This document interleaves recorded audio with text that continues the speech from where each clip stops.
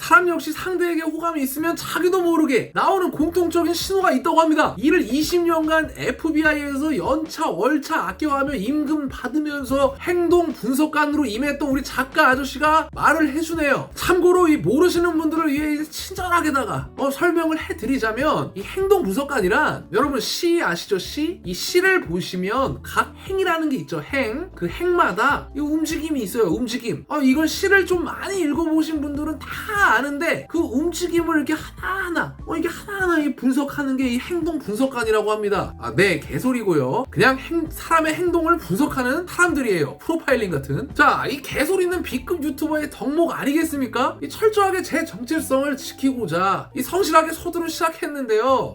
저도 매번 힘드네요. 돌만 던지지 말아주세요. 자, 어쨌든 이 FBI에서 오늘 행동 분석관으로 일을 했던 우리 작가 형님이 이 몇천 명을 씹고 뜯고 맛보고 분석한 결과, 이 사람이 내보내는 무의식적인 호감 신호에도 공통적인 행동이 있다고 합니다. 자, 첫 번째는 눈썹을 찡긋하는 거예요. 이 신호는 뇌가 1m 80cm 거리에서도 알아차린다고 합니다. 이 신호를 보내는 건 이 상대에게 두려워하거나 피해야 할 적이 아니라고 알리는 것이라고 해요. 제 경험상 이 진짜 미소와 가짜 미소를 분간하는 강력한 기준이 된다고 생각을 해요. 그리고 이 눈썹을 자주 찡긋하는 사람이 이제 직업적이나 이 성향적으로 인해 습관적인 건지 아닌지 한번 간파해 보시면 좀 알기 편할 거예요. 만약에 습관적이다? 그럼 다른 호감 신호들도 같이 살펴봐야 하고, 습관성이 아닌데 나한테만? 그러면 님한테 호감이 있거나 돈이 필요하다는 거예요.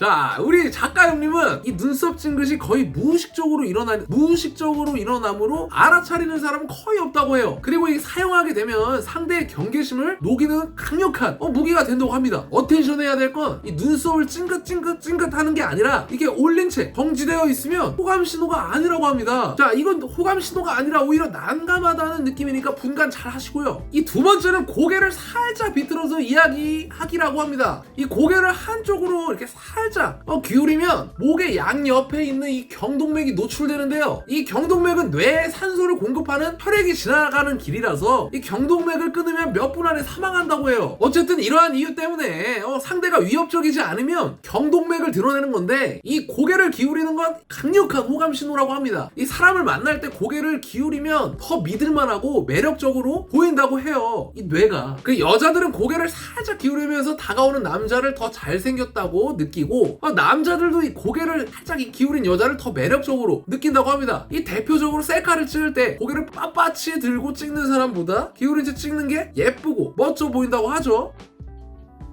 세 번째로 활짝 미소 짓기. 이 잘 웃기는 강력한 호감 신호라고 하는데요. 이유는 다들 아시죠? 제가 굳이 또 설명하는 거는, 이 맷돌 손잡이는 뭐다? 어이처럼 다들 아는 내용이니까 그냥 재빠르게 패스하도록 할게요. 하지만 상대가 잘 웃는다고 해가지고 누구나 다 님에게 호감이 있는 건 아닙니다. 자신을 지키기 위한 철저한 이 방어기제 미소예요.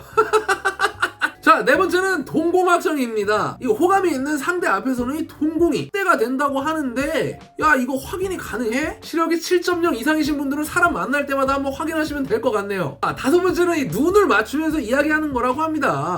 호감이 없으면 이 본능적으로 눈을 피하고 싶어진다고 해요. 맞는 말입니다. 하지만 이 눈을 의도적으로 계속 마주치고 대화하려고 하는 사람들도 있어요. 이런 사람들은 호감이라기보다는 제 경험상 사기꾼, 중수 영업사원, 돈 빌리는 놈이 바로 안 갚을 거지만 내가 조만간 갚는다고 말할 때예요. 공통적으로 이 자신의 목적을 성취하려고 의도적으로, 나 지금 굉장히 솔직하게 보이려는 거야 라는 느낌을 주려고 이 눈을 마주친다고 보시면 됩니다. 이를 좀 약간 어텐션 해주시고. 여섯 번째는 신체 접촉이라고 합니다. 웃을 때 어깨나 이 팔을 터치를 한다던가, 말을 할 때마다 팔을 툭툭 건드리면서 대화를 한다던가, 하이파이브를 한다던가. 신체 접촉 3대장이 있죠? 이 역시 습관적으로 타인의 신체를 접촉하는 사람이 아닌 이상 호감이 없으면 하기 힘든 행동이에요. 자, 일곱 번째는 동일 행동 따라하기입니다. 미러링이라고도 하는데요. 알 필요는 없고, 어느 순간 이 상대가 내 행동을 따라하고 있으면 이 사람이 호감이 있다고 봐도 된다고 합니다. 역으로 상대를 따라하는 행동을 보이면 상대에게 이 호의적인 인상을 남긴다고 하네요. 친해지고 싶다면 의식적으로 따라하면 효과를 볼 수 있다고 해요. 제 경험상 이 말버릇을 따라하는 건 역시 호감 신호로 볼 수 있어요. 이 좋아하는 사람끼리는 비슷해진다는 말이 있죠. 여덟 번째는 이 몸을 안쪽으로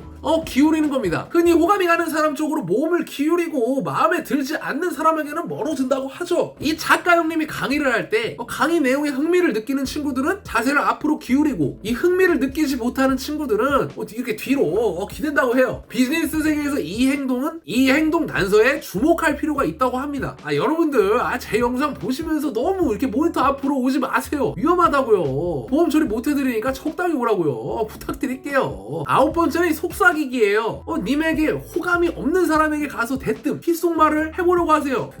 귀안으로 이 초파리가 들어간 것처럼 할 거예요. 속삭이기 역시 이제 호감이 있어야 가능한 제스처라고 합니다. 그 10번째는 남의 음식을 집어먹는 겁니다. 이 남의 음식을 집어먹는 거는 이 커플끼리는 아주 흔하게 있는 일이죠. 남의 음식을 아무렇지도 않게 먹는 것도 호감이 있어야 가능하다고 하는데, 그 10번째는 이제 풍부한 표정과 몸짓이라고 합니다. 사람은 본능적으로 위협을 느끼거나 이 경계를 해야 할 대상 앞에서는 이 몸을 움츠리거나 막거나 아예 피하려고 한다고 해요. 이와 반대로 이제 호감 있는 상대에게는 몸도 이제 개방을 하고 풍부한 표현과 몸짓이 가능하다고 합니다. 저를 보세요. 여러분들 앞에서 풍부하죠? 마지막으로 이제 앞에 있는 장벽이나 장애물을 없애기라고 하네요. 이 앞에 있는 장애물이라고 하면 이 카페에서 상대 앞에 있는 컵 혹은 가방처럼 이 몸을 막아주는 장벽을 얘기하는데요. 이는 경계 신호 중 하나라고 합니다. 아직 친해질 준비가 안 됐다는 뜻이라고 해요. 반대로 이 장애물을 치우고 열린 자세로 소통을 한다면 이는 당신에 대한 경계심이 한 3할 정도는 녹았다고 봐도 됩니다.